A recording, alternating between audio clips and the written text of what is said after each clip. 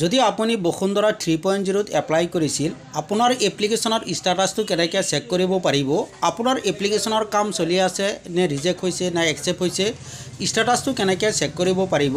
আপোনালোকে এইটো ভিডিঅ'ৰ জৰিয়তে সম্পূৰ্ণ প্ৰচেছ জানিব পাৰিব ইয়াৰ বাবে ভিডিঅ'টো কমপ্লিট চাব লাগিব তেতিয়াহে গোটেইখিনি বুজিব পাৰিব ইয়াৰ বাবে এইটো পেজত আহিব লাগিব মিছন বসুন্ধৰা 3.0 এইটো পেজত আহিব লাগিব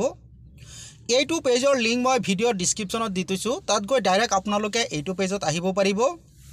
বা গুগল ব্ৰাউজাৰ ওপেন কৰিব আৰু বসুন্ধৰা লিখি সাৰ্চ কৰি দিব যেতিয়া সাৰ্চ কৰি দিব আপোনাৰ সন্মুখত এনেকুৱা পেজ আহিব ওপৰত চাক দিয়া হৈ আছে মিছন বসুন্ধৰা আপোনালোকে মিছন বসুন্ধৰাৰ ওপৰত ক্লিক কৰি দিব তাৰ পিছত আপোনাৰ সন্মুখত এনেকৈ মিছন বসুন্ধৰা 3.0 পৰ্টেলটো ওপেন হৈ যাব ষ্টেটাছ চেক কৰাৰ বাবে অলপ তলফালে আহিব